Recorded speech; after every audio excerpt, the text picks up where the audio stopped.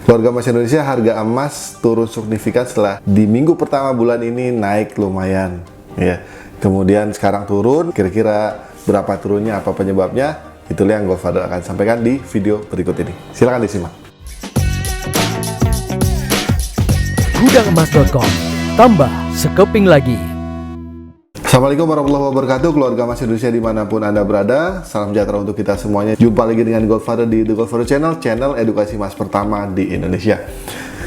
Godfather doakan semuanya dalam keadaan sehat walafiat, sejahtera lahir dan batin, dan juga finansial. Amin ya robbal alamin. Yang sedang sakit, Godfather doakan segera sembuh. Dan buat rekan-rekan yang sedang dilanda musibah, apakah itu kebanjiran, tanah longsor, gunung meletus, Godfather doakan semoga Allah Subhanahu wa Ta'ala memberikan kesabaran dan ketabahan dalam menghadapi ujian ini, dan kita berharap semoga Indonesia ke depan juga bisa lebih aman dan kembali baik seperti sedia kala. Amin ya rabbal alamin. Baik, terkait dengan turunnya harga emas sekarang tanggal 18 Januari, Godfather catat pertama secara indeks kita ambil patokan dari buyback harga emas di logammulia.com. Tertinggi buyback di bulan ini sampai dengan 18 Januari ada di 6 Januari dengan angka Rp873.000 ya.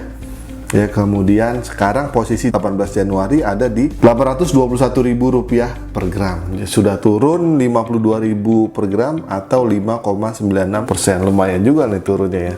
Waktunya beli atau waktunya jual? Borong. Oke.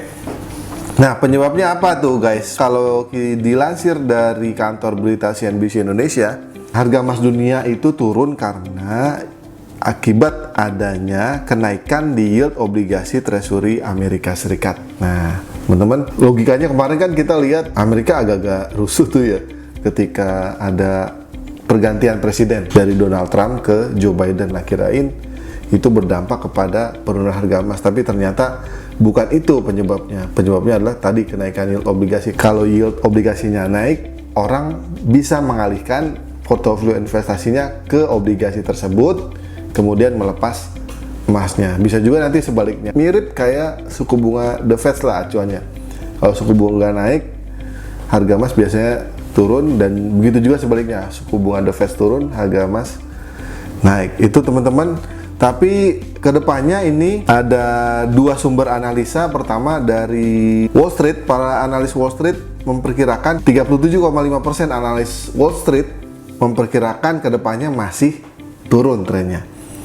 Sementara 25%-nya masih outlook bullish atau naik, sisanya netral. Namun, survei dilakukan terhadap pelaku pasar atau yang disebut Main Street menunjukkan hasil yang berbeda. Jadi, 54,4% memberikan perkiraan bullish naik ya, dan 23,7% bearish atau turun. Nah, kenapa mereka optimis harga emas ke depan masih bisa naik? Karena stimulus fiskal senilai 1,9 triliun US dollar yang akan digelontorkan oleh Presiden terpilih Joe Biden menjadi salah satu alasan pasar melihat emas akan kembali naik. Itulah teman-teman berita singkat sekilas tentang penurunan harga emas di bulan Januari ini, di minggu kedua dan sekarang masuk ke minggu ketiga, sebagai tambahan wawasan buat kita semua.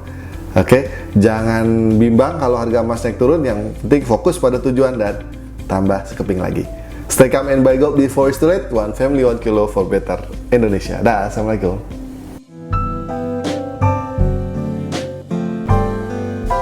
Gudangemas.com, tambah sekeping lagi.